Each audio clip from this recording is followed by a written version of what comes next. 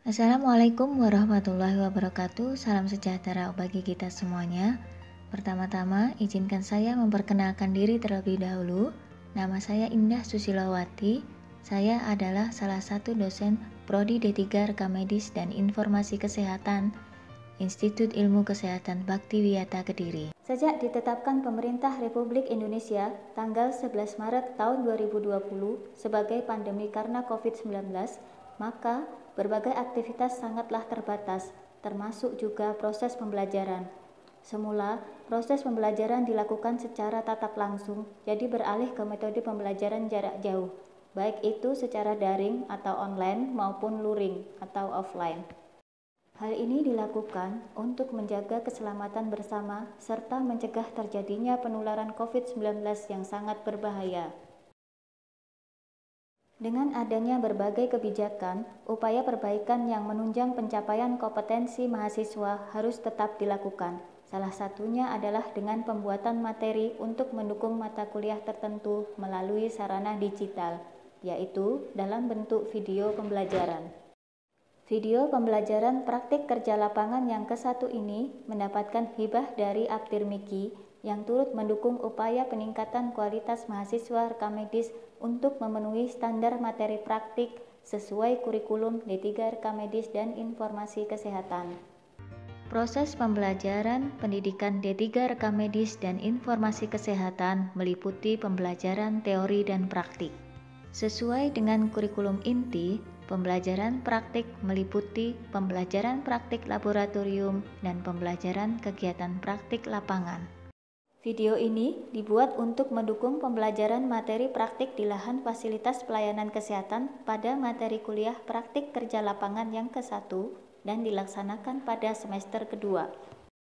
Pembelajaran praktik lapangan merupakan bagian yang tidak terpisahkan dari sistem program pengajaran, serta merupakan implementasi yang tepat untuk mengaplikasikan pengetahuan, sikap, dan keterampilan. Pada kesempatan kali ini, saya mewakili tim menyampaikan pengantar dan pendahuluan praktik kerja lapangan 1. Sejalan dengan upaya peningkatan kompetensi tenaga kesehatan yang profesional, maka kegiatan pendidikan akademik diwajibkan menyelenggarakan kegiatan praktek kerja lapangan, dan ini merupakan prasyarat mutlak kelulusan yang harus diikuti oleh seluruh mahasiswa. Adapun dasar hukum penyelenggaraan praktik kerja lapangan adalah sebagai berikut.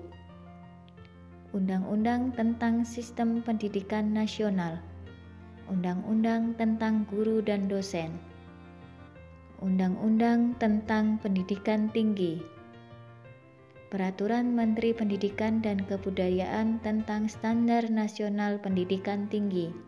Tujuan kegiatan praktik kerja lapangan antara lain meningkatkan kompetensi mahasiswa, yaitu sikap, pengetahuan, dan keterampilan, mengembangkan kurikulum pembelajaran, memperkenalkan pelayanan kesehatan di rumah sakit, melatih mental profesional dalam dunia kerja, serta sinkronisasi teoritik dan terapan di lahan praktik.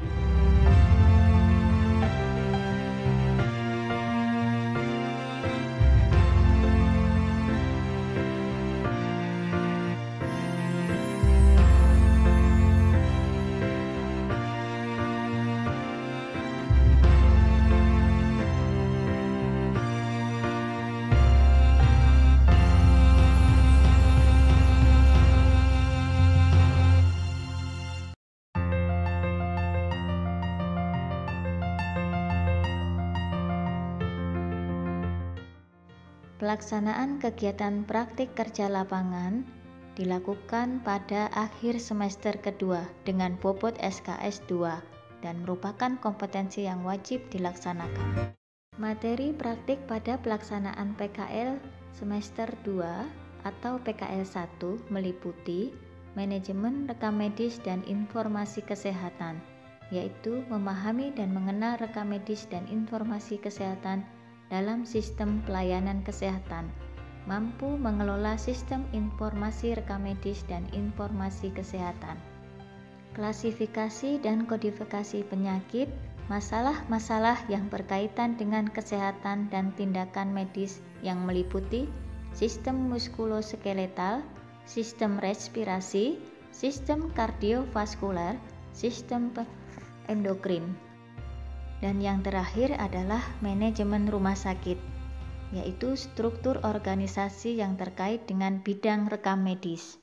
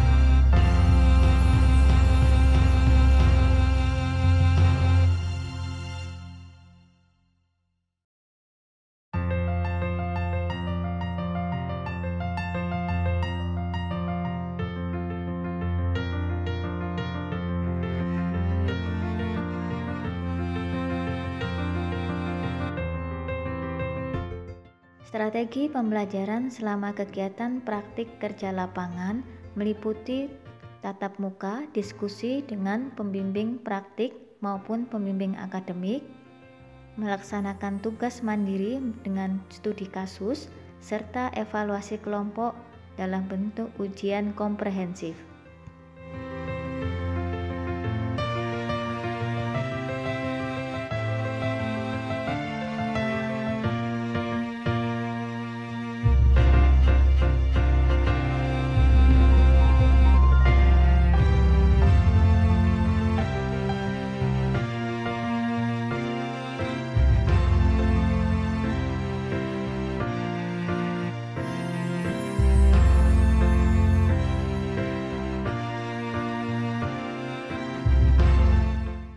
Peserta yang mengikuti kegiatan praktik kerja lapangan ke-1 adalah mahasiswa tingkat 1 semester 2 akhir. Dalam melaksanakan praktik di masa pandemi, rumah sakit sebagai tempat penyelenggaraan praktik kerja lapangan ke-1 mewajibkan penggunaan APD atau alat pelindung diri dengan berbagai kriteria level APD yang ditetapkan masing-masing rumah sakit. Pun tempat pelaksanaan praktik kerja lapangan yang ke-1 yaitu di rumah sakit tipe B dan atau C yang terakreditasi. Persyaratan sebelum melaksanakan kegiatan PKL secara luring, mahasiswa harus mendapatkan izin dan persetujuan dari orang tua dengan membuat surat pernyataan serta melakukan tes swab antigen atau swab PCR dan hasilnya dinyatakan negatif. Rumah sakit yang menjadi lahan praktik harus memiliki beberapa kriteria. Yang pertama adalah mempunyai kerjasama atau MOU. Yang kedua, tersedia media pembelajaran yang memadai untuk mencapai kompetensi. Yang ketiga, mempunyai clinical instruktur. Dan yang keempat, tersedia sarana yang mendukung praktik dan pelaksanaan bimbingan mahasiswa.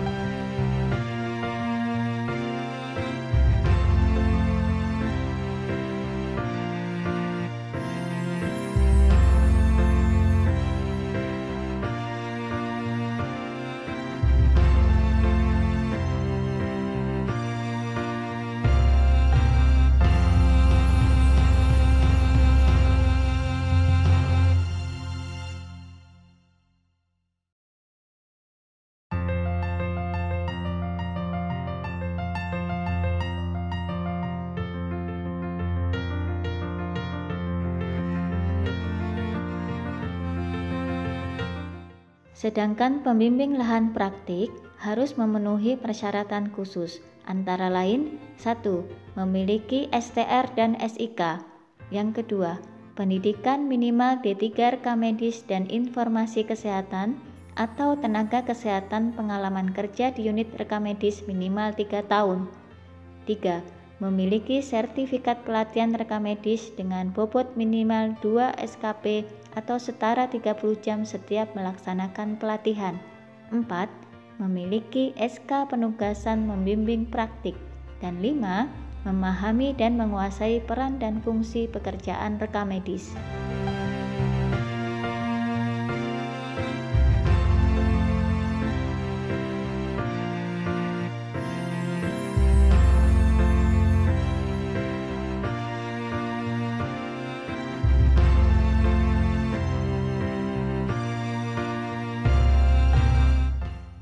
Perencanaan proses pembelajaran disusun untuk menjamin terjadinya proses pembelajaran yang aktif, kreatif, efektif, dan menyenangkan bagi mahasiswa. Sebelum dilaksanakan praktik kerja lapangan, diadakan rapat koordinasi antara dosen pembimbing akademik, pembimbing praktik di rumah sakit, dan mahasiswa yang akan melakukan kegiatan praktik kerja lapangan. Dalam rapat koordinasi akan dibahas mengenai tata tertib, alur pelaksanaan praktik kerja lapangan, pembuatan laporan, evaluasi penilaian, serta diskusi dengan pembimbing praktik di rumah sakit. Sebelum kita memulai kegiatan pendaftaran pasien, saya akan menjelaskan terlebih dahulu apa saja yang ada pada pendaftaran pasien. Yang pertama yaitu identifikasi pasien. Identifikasi pasien merupakan suatu proses pemberian tanda atau pembeda yang mencakup nomor rekam medis dan identitas pasien dengan tujuan agar dapat membedakan pasien satu dengan pasien yang lainnya. Di sini nanti kenapa kita perlu identifikasi pasien terlebih dahulu, agar kita bisa mengarahkan pasien sesuai dengan pelayanan yang dibutuhkan oleh pasien. Yang kedua, KIB atau kartu identitas berobat. KIB atau kartu identitas berobat yaitu kartu seukuran KTP yang minimal berisi nama dan nomor rekam medis pasien. Ini adalah salah satu contoh KIB yang ada pada HINS. Jadi nanti setelah kita selesai mengentri data pasien akan muncul KIB, di mana KIB-nya memuat data nomor rekam medis, nama, dan tempat tanggal lahir pasien, serta terdapat juga golongan darah. KIB ini digunakan untuk mempermudah petugas dalam mencari nomor rekam medis pasien. KIB diberikan saat pertama kali pasien datang berobat. Yang ketiga yaitu KIUP atau kartu indeks utama pasien. Kartu indeks utama pasien atau KIUP ini berisi data lengkap pasien termasuk nomor rekam medis pasien.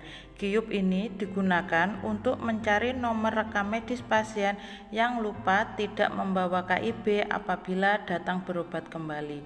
Sehingga KIUP ini berfungsi untuk mempermudah petugas dalam mencari data rekam medis pasien. Ini adalah tampilan kartu indeks utama pasien atau KIUP elektronik yang ada di HINS. Jadi apabila nanti pasien lupa tidak membawa KIB atau kartu identitas berobat, kita bisa meminjam kartu tanda pengenal atau KTP pasien, di mana nanti kita akan mencari data pasien berdasarkan nama yang ada di KTP dengan kita mengentrikan nama pasien di menu cari. Di sini yang kita cari adalah nama pasiennya yaitu Tuan Lukman Hakim. Kita ketikkan di menu cari, maka akan tampil data seperti ini. Nah, setelah itu kita cari Tuan Lukman Hakim sesuai dengan KTP. Di sini ada beberapa nama yang namanya sama yaitu Tuan Lukman Hakim. Kita lihat dulu tanggal lahir dan juga alamat dari pasien yang kita cari. Setelah itu kita bisa mengetahui nomor rekam medis dari pasien yang kita cari tersebut. Yang keempat, tracer atau kartu peminjaman dokumen rekam medis. Jadi, setiap dokumen rekam medis yang keluar dari rak penyimpanan akan digantikan oleh tracer, di mana fungsi tracer ini untuk mempermudah petugas dalam melacak keberadaan dokumen rekam medis. Ini adalah contoh bentuk tracer yang kita gunakan dalam praktikum, di mana pada tracer ini terdapat item, nomor rekam medis, nama pasien, poli yang dituju, serta tanggal dan jam berkunjung pasien. Ini adalah alur pendaftaran pasien. Jadi ketika pasien datang, pasien langsung diarahkan menuju ke loket tempat pendaftaran pasien rawat jalan atau biasa kita sebut dengan loket TPPRJ. Di loket TPPRJ ini nanti petugas akan menanyakan kepada pasien apakah pasien sudah pernah datang berobat sebelumnya atau belum pernah. Apabila pasien belum pernah datang berobat sebelumnya, maka petugas akan meminta pasien atau keluarga pasien untuk mengisi form pendaftaran pasien sesuai dengan kartu identitas pasien. Setelah form pendaftaran pasien sudah terisi dengan lengkap, maka petugas akan mencetak KIP, di mana KIP ini nanti akan diberikan kepada pasien dengan pesan harap dibawa setiap kali berobat dan jangan sampai hilang. Kemudian petugas akan mengarahkan pasien menuju ke poliklinik yang dituju. Dan apabila pasiennya sudah pernah datang berobat sebelumnya, maka petugas akan meminjam kartu identitas berobat kepada pasien untuk mengetahui nomor rekam medis pasien, di mana nomor rekam medis pasien ini nanti digunakan untuk meminjam dokumen rekam medis ke bagian filing. Setelah mendapatkan KIP, petugas akan mencetak tracer rangkap 2, di mana satu tracer digunakan untuk ditempelkan di outget dan satu tracer digunakan untuk ditempelkan pada dokumen rekam medis. Setelah selesai mencetak tracer, maka petugas akan mengembalikan KIP pasien dan mengarahkan pasien ke poliklinik yang dituju. Di poliklinik ini nanti ada 2 kesimpulan, apakah pasien pulang ataukah membutuhkan perawatan lebih lanjut. Apabila pasien disarankan untuk mendapatkan perawatan lebih lanjut, terdapat 2 kemungkinan, yaitu bisa pasien dirujuk atau kemungkinan pasien dirawat inap. Dan apabila pasien disarankan untuk pulang, maka pasien bisa langsung menuju ke apotik dan setelah itu pasien bisa pulang. Berikut ini adalah aplikasi HINS untuk pendaftaran pasien, di mana yang pertama ini adalah gambar dari aplikasi HINS untuk registrasi pasien rawat jalan. Untuk yang kedua ini adalah gambar dari registrasi pasien IGD yang ada pada HINS. Dan untuk yang ketiga ini adalah gambar registrasi pasien rawat inap pada HINS. Sistem penomoran dalam pelayanan rekam medis adalah tata cara penulisan nomor rekam medis yang akan diberikan kepada pasien. Nomor rekam medis terdiri dari 6 bagian nomor rekam medis yang akan dikelompokkan menjadi 3 bagian, yaitu kelompok pertama, kelompok tengah, dan kelompok akhir. Terdapat 3 metode sistem penomoran. Yang pertama, SNS, yaitu Serial Numbering System.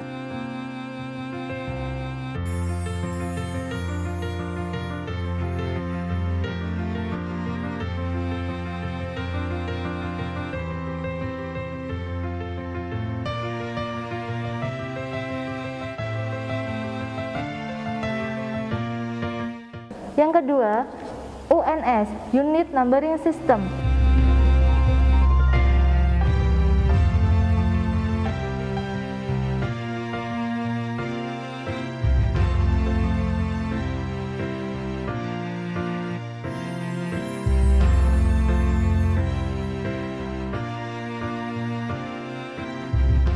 Yang ketiga, SUNS, Seri Unit Numbering System.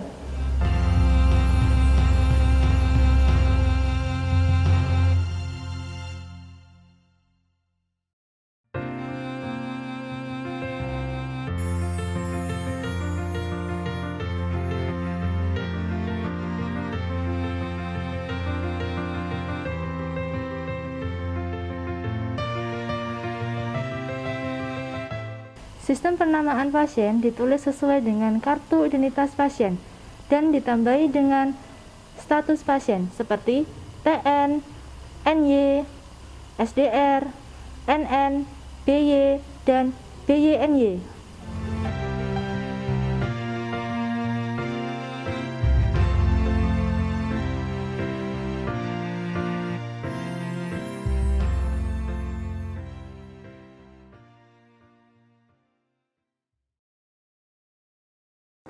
Sekarang kita berada di ruang pendaftaran. Di sini adalah ruang yang biasa kita gunakan untuk praktikum mahasiswa. Di mana di sini ada tempat pendaftaran dan di sini adalah ruang tunggu pasien. Jadi setiap pasien yang datang nanti akan dipanggil oleh petugas pendaftaran dan yang sebelumnya pasiennya tersebut akan mendapatkan nomor antrian. Petugas akan memanggil sesuai nomor antrian pasien dan pasien akan didaftar di sini. Dan di sebelah tempat pendaftaran terdapat hak pasien dan juga kewajiban pasien.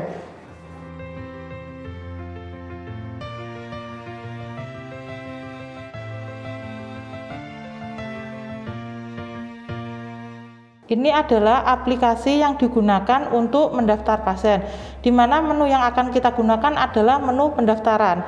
Di menu pendaftaran ini ada menu pendaftaran untuk rawat jalan, IGD, RI, dan juga ada data pasien, di mana untuk data pasien ini nanti akan digunakan apabila pasien lupa tidak membawa kartu identitas berobat.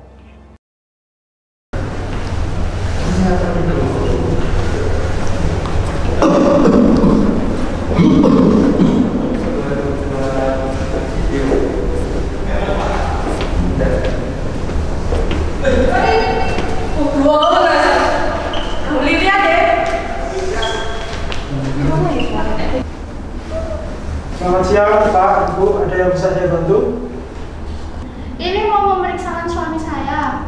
Oh iya Bu, sebelum ke lokasi pendaftaran silakan menggunakan hand sanitizer terlebih dahulu. 1, 2, 3, 1, 2, 3, 1, 2, 3, 1, 2, 3, 1, 2, 3, 1, 2, 3, 1, 2, 3, 1, 2, 3. Baik Bu, ini nomor antriannya, silakan ditunggu di tempat duduk nanti biar dipanggil oleh petugasnya. Iya, terima kasih.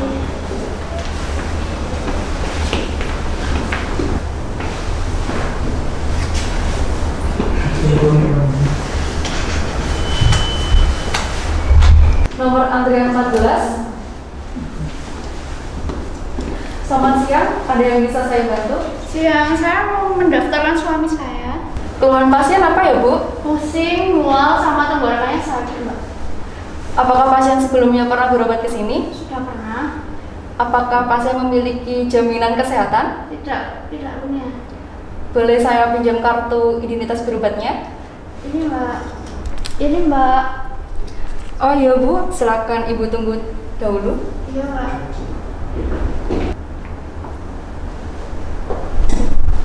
Setelah petugas mendapatkan kartu identitas pasien, lalu petugas akan mengisi ke aplikasi HIT.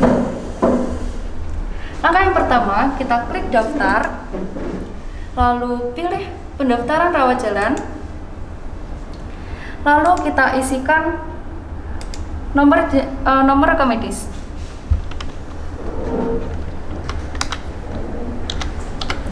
Lalu kita klik cari. Setelah mendapatkan nomor rekam medis, nama lengkap dan alamat, lalu kita klik pilih. Setelah itu kita isikan semua identitas pasien. Setelah kita isi semua, apabila pasien itu merupakan pasien rujukan, kita klik iya dan isikan semua identitas. Apabila pasien bukan pasien rujukan, kita klik tidak. Lalu kita klik mendaftarkan pasien.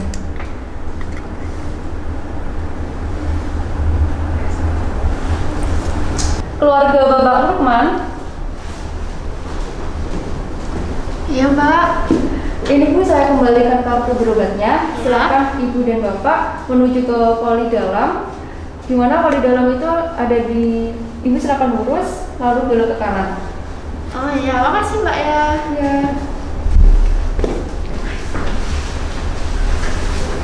Jadi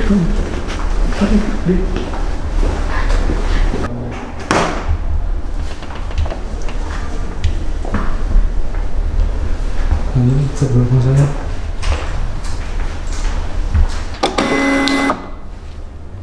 Baik, di sini saya mempunyai dua tracer, di mana tracer yang satu akan ditempelkan di outget dan yang satu akan ditempelkan di dokumen rekam medis. Berikut ini saya akan mengambil outgetnya terlebih dahulu sebelum mengambil dokumen rekam medis.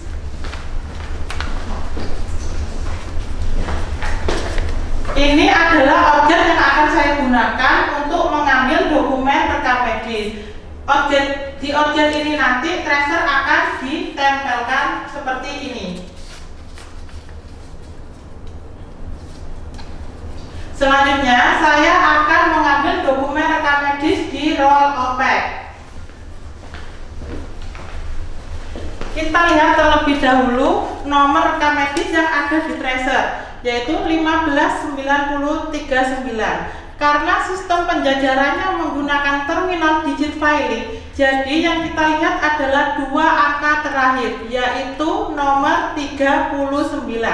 Jadi kita langsung aja membuka roll opak di rak yang nomor 39.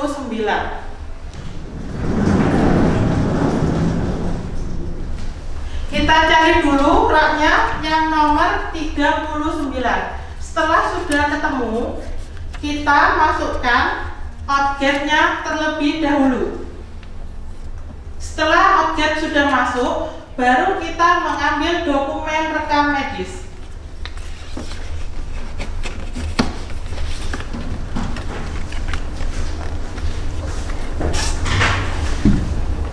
Kita lihat terlebih dahulu apakah datanya sudah sesuai dengan outget, di mana namanya adalah Tuan Lukman Hakim.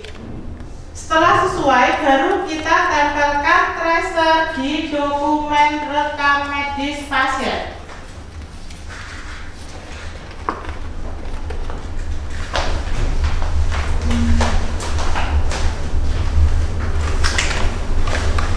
Setelah selesai ditempelkan, kita akan menulis di buku ekspedisi filing.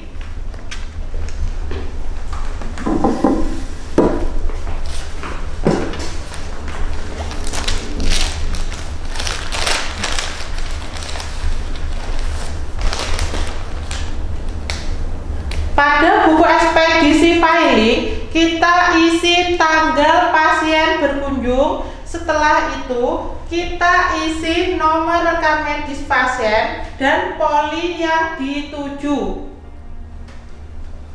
Setelah selesai kita menulis buku ekspedisi filing, kita mengantarkan dokumen rekam medis ke bagian pendaftaran dan meminta tanda tangan petugas pendaftaran.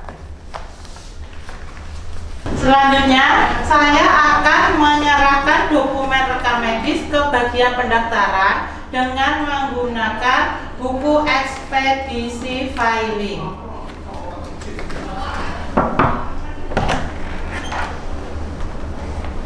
Ibu, ini dokumen rekam medis pasien atas nama Tuan Lukman Hakim. Mohon diterima dan tanda tangan di buku ekspedisi filing disertai dengan nama terang.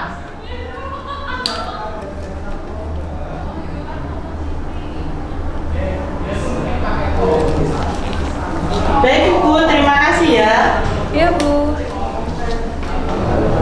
Setelah itu, saya kembali ke ruang filing dengan membawa kembali buku ekspedisi filing.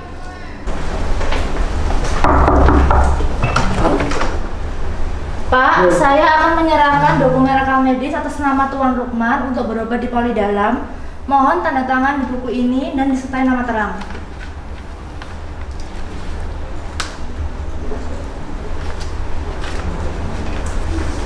Terima kasih, Pak. sama-sama.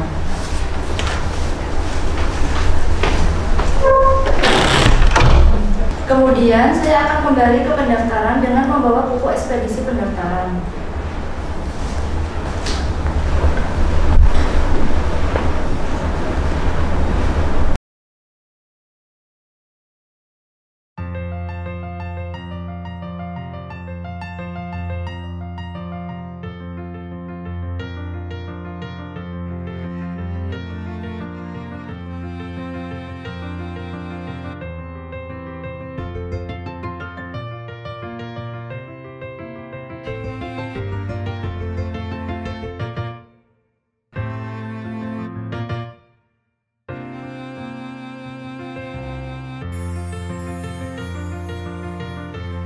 Pada PKL 1 ini, mahasiswa dituntut untuk mengetahui bagaimana assembling secara terpusat dan berbagian sesuai dengan kebijakan rumah sakit masing-masing. Jika yang dilakukan adalah assembling berbagian, maka petugas assembling akan mengalokasikan nomor rekam medis, formulir, dan dokumen rekam medis ke masing-masing TPP, baik rawat jalan, rawat inap, maupun rawat darurat. Jika assembling terpusat, maka petugas pendaftaran akan meminta nomor rekam medis, formulir, dan dokumen rekam medis ke petugas assembling dengan membawa memo yang berisikan tentang identitas pasien.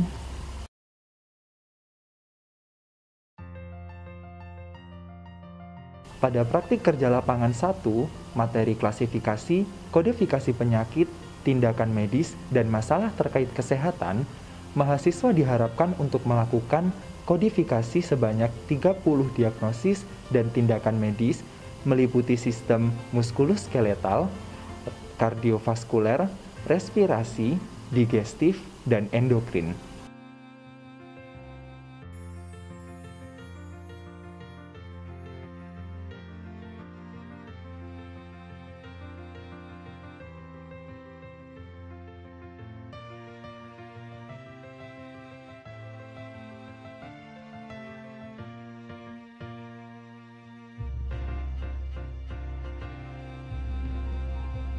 Perhatikan aturan, catatan, tanda baca, inklusi, dan eksklusi pada masing-masing bab di ICD-10.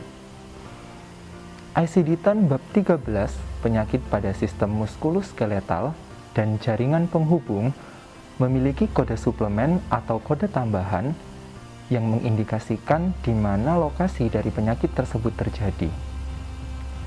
Perhatikan pada kode M23, M40 sampai M54 dan M99.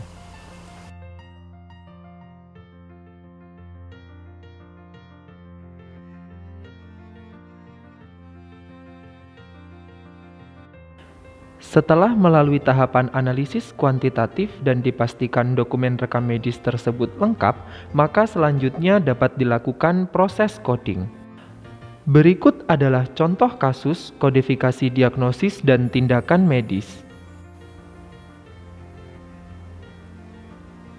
Diawali dengan membuka resume medis untuk melihat diagnosis dan tindakan medis yang tertulis.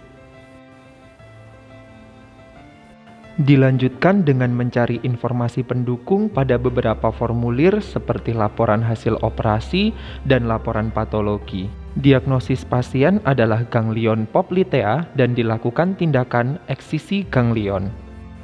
Buka ICD-10 volume 3 untuk mencari kode diagnosis dengan menggunakan lead term ganglion. Kemudian didapatkan kode M67.4. Pastikan kode tersebut pada ICD-10 volume 1. Apabila telah memenuhi aturan-aturan pada ICD-10, maka dapat ditegakkan kode diagnosis M67.4 untuk kasus tersebut.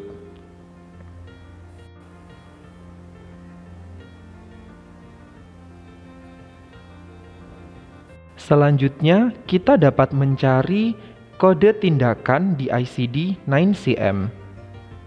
Buka ICD-9CM dengan lead term excision, selanjutnya ganglion, kemudian pastikan kembali pada tabular list dan didapatkan kode tindakan 83.31. Apabila telah memenuhi aturan-aturan yang terdapat pada ICD-9CM, maka dapat ditegakkan kode tindakan medis untuk kasus di atas 83.31. Dalam melaksanakan praktik kerja lapangan 1 ini, kita dapat mengutip kasus yang kita dapatkan pada lembar abstraksi coding sesuai dengan sistem untuk kepentingan pendidikan tanpa menyertakan data nomor rekam medis dan identitas pasien.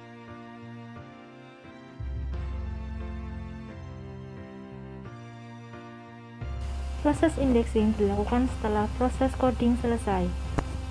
Indeks yang dihasilkan oleh bagian coding dan indexing terdiri dari 4 jenis indeks. Yang pertama adalah indeks dokter, indeks penyakit, indeks tindakan, dan indeks kematian.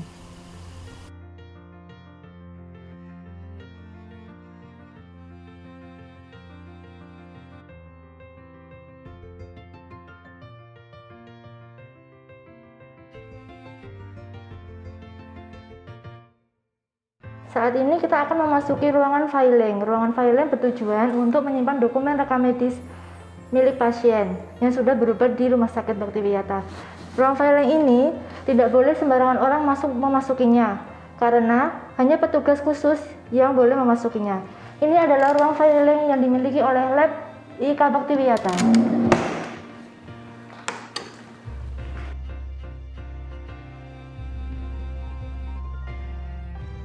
Ruangan filing berguna untuk menyimpan dokumen rekam medis pasien. Ruangan ini ada 2 sistem penyimpanan, yaitu sentralisasi dan desentralisasi. Di Lab IK Bhaktiwiyata menggunakan sistem sentralisasi, di mana dokumen rekam medis rawat jalan dan rawat inap dijadikan dalam satu folder.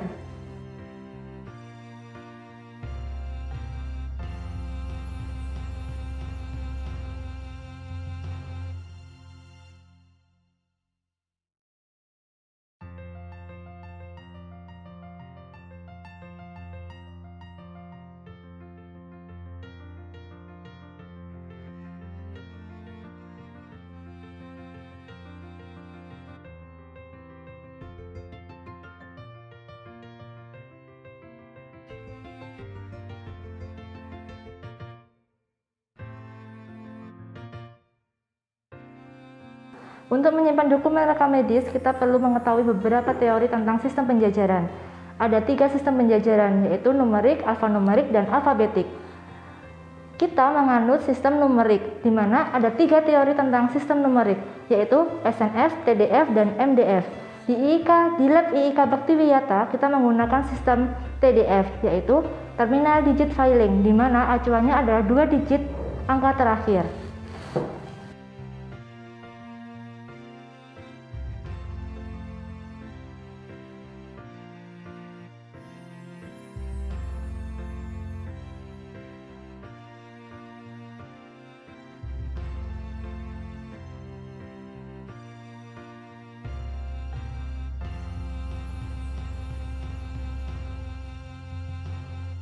Penjajaran yang dilakukan di Lab IK Bhaktiwiyata menggunakan sistem penjajaran TDF.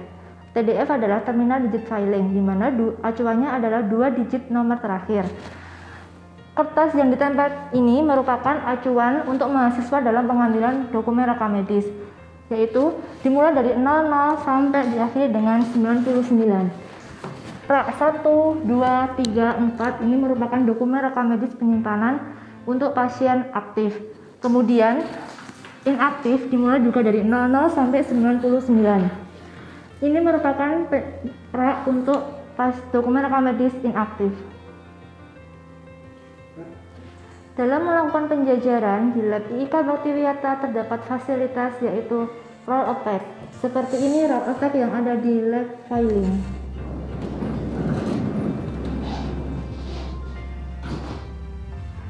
Nomor 50 sampai 54 ditunjukkan dengan dokumen rak 50 hingga 54. Ini bertujuan untuk mempermudah mahasiswa dalam melakukan pengambilan dokumen rekam medis.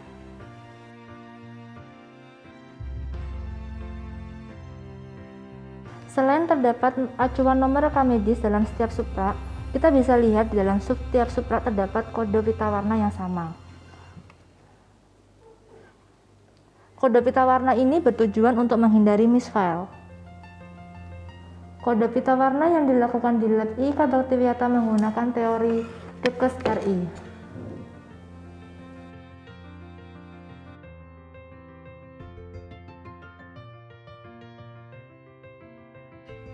Saat melakukan peminjaman dokumen, petugas filing akan menerima dua tracer ini. Dua tracer ini akan keluar saat petugas pendaftaran akan mendaftarkan pasiennya.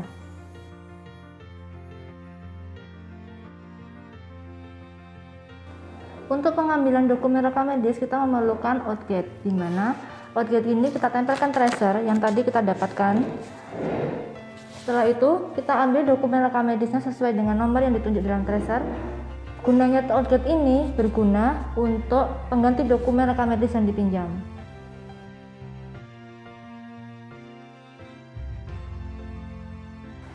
Setelah dokumen rekam medis ditemukan, maka petugas filing harus menulis di dalam buku ekspedisi.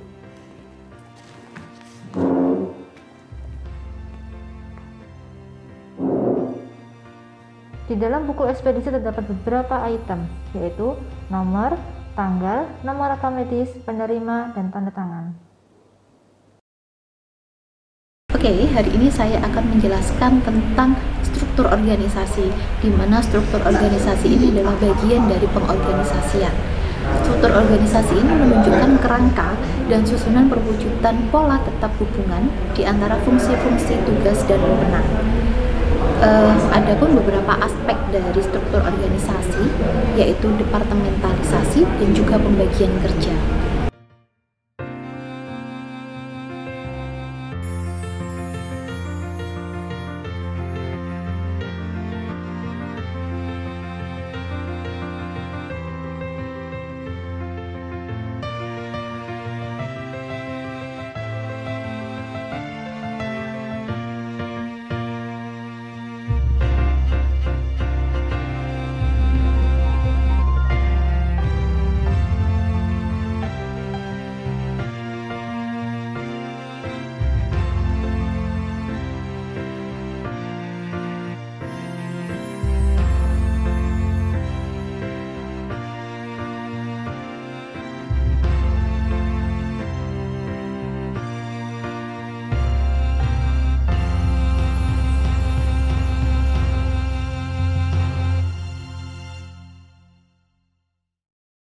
Ada beberapa unsur-unsur dari struktur organisasi.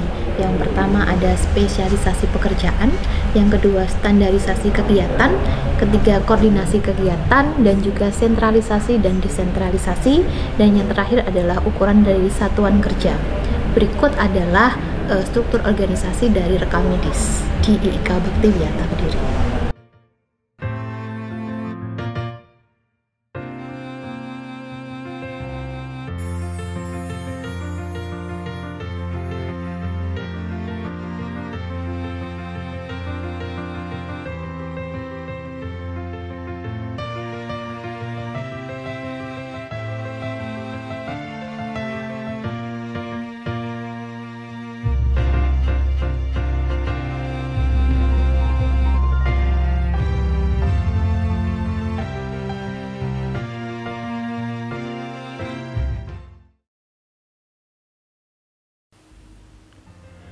Datang keluarga pasien ke tempat pendaftaran pasien rawat jalan di Rumah Sakit Umum Daerah Kabupaten Kediri yang ingin mendaftarkan kakeknya ke loket geriatri.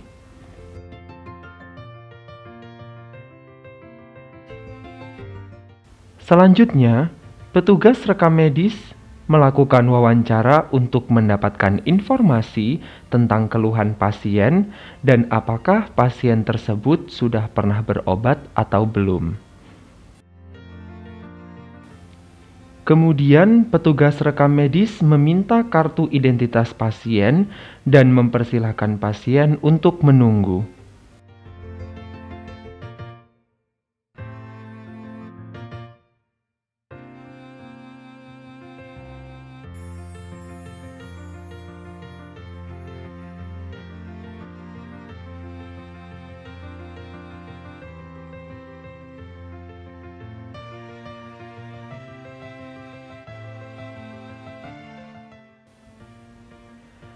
Selanjutnya, petugas rekam medis melakukan entry data pasien ke sistem informasi manajemen rumah sakit untuk registrasi di poli bedah mulut.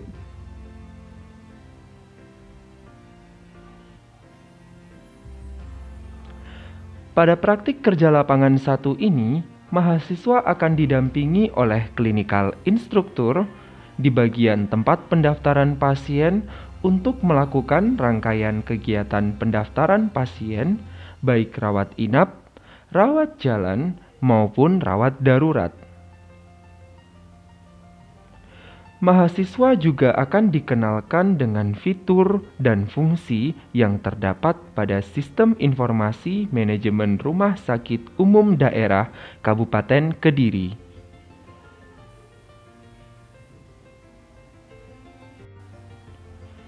Jika mahasiswa mengalami kesulitan atau kendala, dapat secara langsung dikomunikasikan kepada clinical instructor.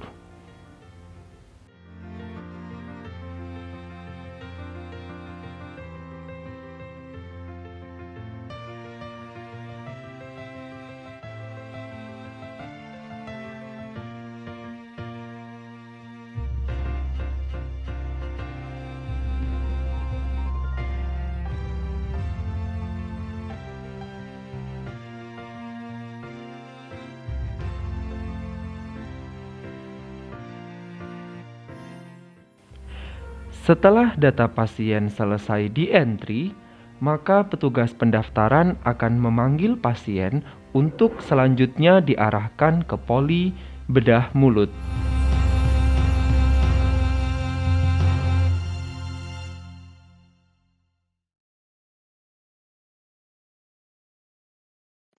Ini merupakan tempat pengolahan data dokumen rekam medis di RSUD Kabupaten Kediri. Salah satu kegiatannya adalah proses assembling. Mahasiswa juga membantu petugas dalam kegiatan assembling, yaitu dengan mengurutkan formulir-formulir di dalam dokumen rekam medis sebelum dokumen decoding.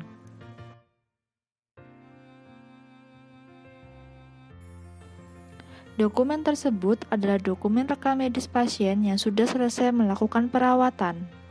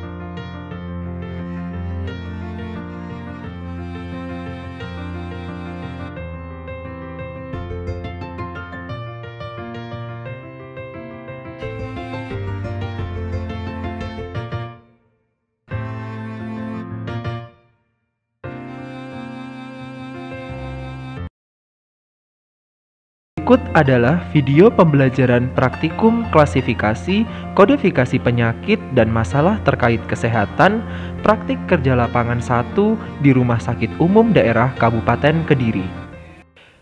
Di Rumah Sakit Umum Daerah Kabupaten Kediri, mahasiswa akan didampingi oleh clinical instructor sesuai dengan unit kerjanya masing-masing. Pada video ini, mahasiswa didampingi oleh Bapak Nur Hadi, AMD Perkes SKM Mkes, untuk melakukan klasifikasi dan kodifikasi diagnosis dan tindakan medis. Mahasiswa akan mencari kasus pada dokumen rekam medis dengan mencari informasi diagnosis dan tindakan medis yang dilakukan kepada pasien untuk dikode. Pada kasus ini didapatkan informasi pasien mengeluh nyeri pada paha sebelah kiri yang berlangsung hampir 2 bulan belakangan. Berdasarkan pemeriksaan fisik, kondisi pasien tersebut lemah, pucat, dan nyeri pada paha kiri. Selanjutnya, dilakukan foto ronsen dan didapatkan diagnosis fraktur patologi pada femur sinistra. dan dilakukan tindakan Open Reduction Internal Fixation atau ORIF. Terapi yang diberikan kepada pasien adalah beberapa jenis obat analgetik, antipiretik, dan antibiotik. Kemudian dicari kode diagnosis di ICD-10 dengan lead term, fraktur, selanjutnya pathological, dan didapatkan kode M84.4. Kemudian kita lakukan konfirmasi pada ICD-10 volume 1 dan didapatkan petunjuk untuk menggunakan kode digit kelima, kemudian ditegakkan kode M84.45 di mana kode digit kelima tersebut mengindikasikan lokasi di mana fraktur tersebut terjadi. Kemudian kita lakukan kodifikasi tindakan dengan mencari pada ICD-9CM menggunakan lead term reduction, kemudian fraktur, kemudian femur, kemudian open, dan pilih with internal fixation sehingga didapatkan kode 79.35.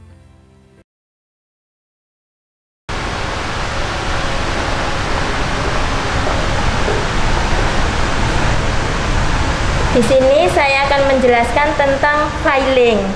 Tugasnya filing itu mencari dokumen rekam medis untuk rawat jalan dan rawat inap. Di sini sistem penyimpanannya dengan sistem sentralisasi. Jadi rawat jalan sama rawat inap itu jadi satu. Kemudian sistem penjajarannya memakai sistem terminal digit filing tidak murni. Artinya kalau sistem penjajaran yang murni itu dari atas, dari bawah, tengah, atas.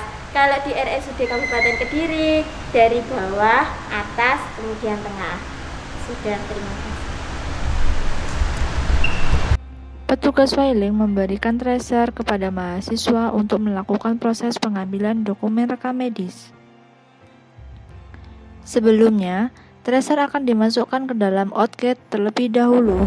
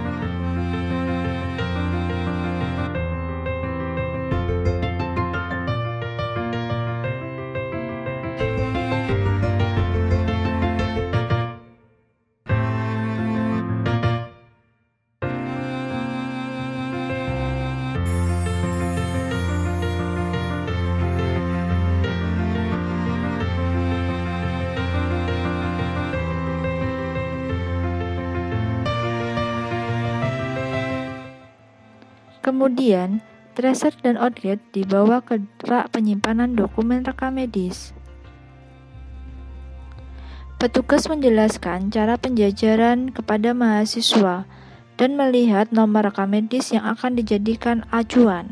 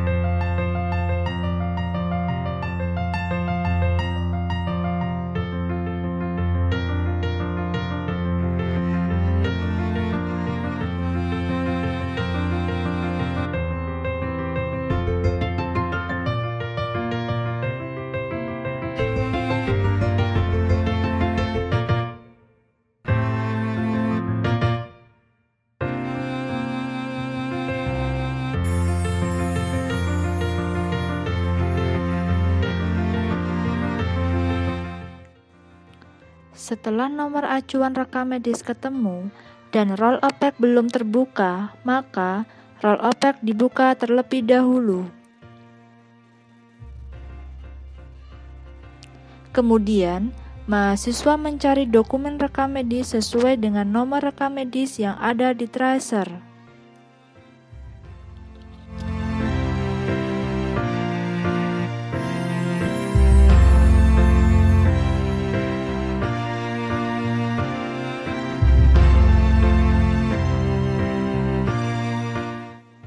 Setelah dokumen rekam medis ketemu, maka outget diletakkan di belakang dokumen rekam medis. Kemudian, dokumen rekam medis diambil.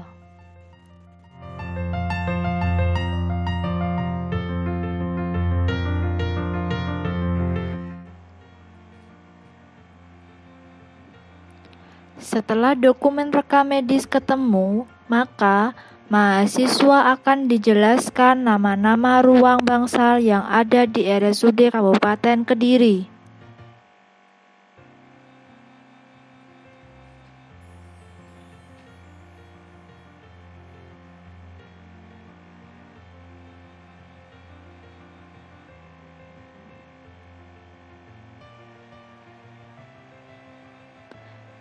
Kemudian, nama ruang akan ditempelkan di depan dokumen rekam medis sesuai dengan nama ruang peminjam di tracer.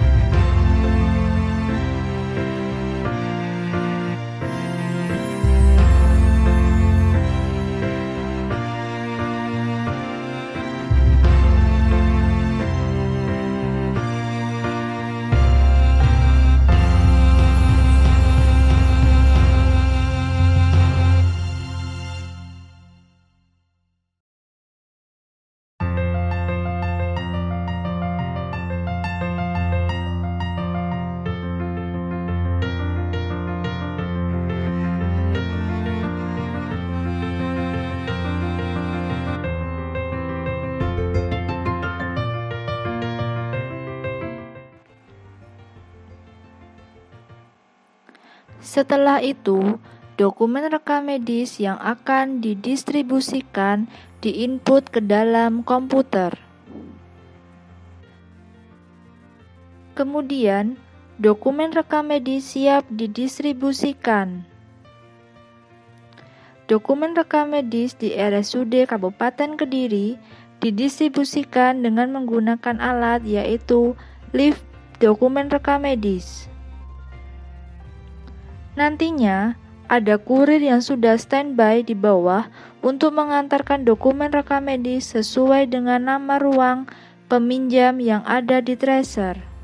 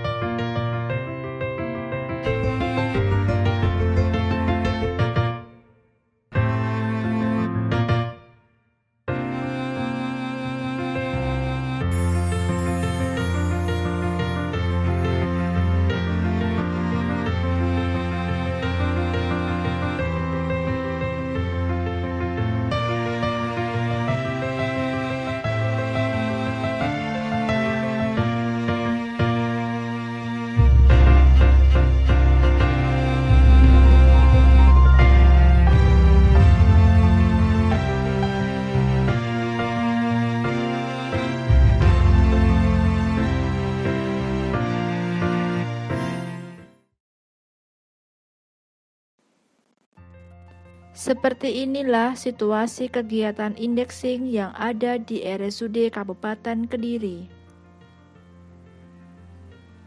di mana petugas akan menginput data pasien sesuai dengan kasus pasien. Kemudian, data tersebut akan diinput ke dalam indeks elektronik.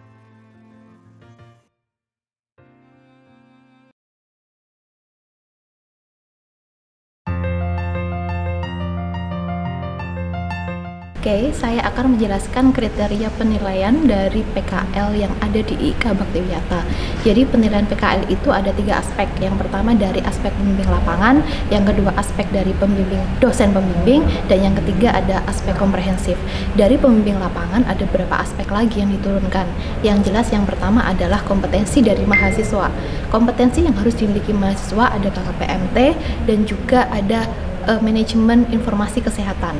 Selain itu ada beberapa kriteria lagi, yaitu kreativitas, kerjasama, dan juga kedisiplinan dari mahasiswa.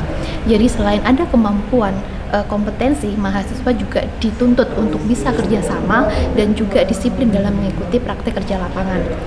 Kriteria kedua yaitu penilaian dari dosen pembimbing. Adapun beberapa komponen dari penilaian dari dosen pembimbing adalah yang pertama, kemampuan menggali permasalahan di lapangan. Yang kedua, pengisian tentang lembar kegiatan. Yang ketiga adalah kriteria penilaian dari ujian komprehensif. Dari ujian komprehensif ini ada beberapa kriteria. Yang pertama tentang penguasaan materi, bagaimana mahasiswa menguasai materi tentang kompetensi yang diwajibkan untuk dikuasai di praktek kerja lapangan. Yang kedua, penyajian secara tertulis, yaitu bagaimana cara menulis laporan. Dan yang ketiga adalah sikap dari mahasiswa ketika menyampaikan dalam ujian komprehensif. Dari semua kriteria tadi akan dipresentasikan dari pembimbing lapangan itu sebesar 50%, dari ujian komprehensif, dari tim ujian komprehensif itu ada 20%, dan juga dari dosen pembimbing ada 30%. Dari semua penilaian tadi akan diambil nilai akhirnya berapa, seperti itu. Oke, yang terakhir saya akan menjelaskan tentang monitoring dan evaluasi praktek kerja lapangan di IK Baktiwiyata Kediri. Yang jelas tujuan dari MONEF ini adalah untuk mengevaluasi bagaimana kinerja dan juga kegiatan mahasiswa selama mengikuti PKL. Yang kedua adalah kegiatan dan waktu MONEF. Kegiatan MONEF ini kami lakukan ketika berada di lahan praktik, yaitu kita diskusi dengan pembimbing lapangan bagaimana kegiatan mahasiswa dan bagaimana sikap dan perilaku mahasiswa selama PKL. Waktunya biasanya kami melakukan ketika berada di tengah-tengah PKL atau ketika waktu supervisi dan juga ketika evaluasi pada waktu penutupan. Sanksi yang diberikan ketika MONEF ini adalah ketika ada mahasiswa yang tidak mengikuti PKL akan dikalikan 2. Misalkan ketika ada mahasiswa absen 1 hari, maka akan dikenakan sanksi mahasiswa harus mengikuti PKL ulang selama 2 hari.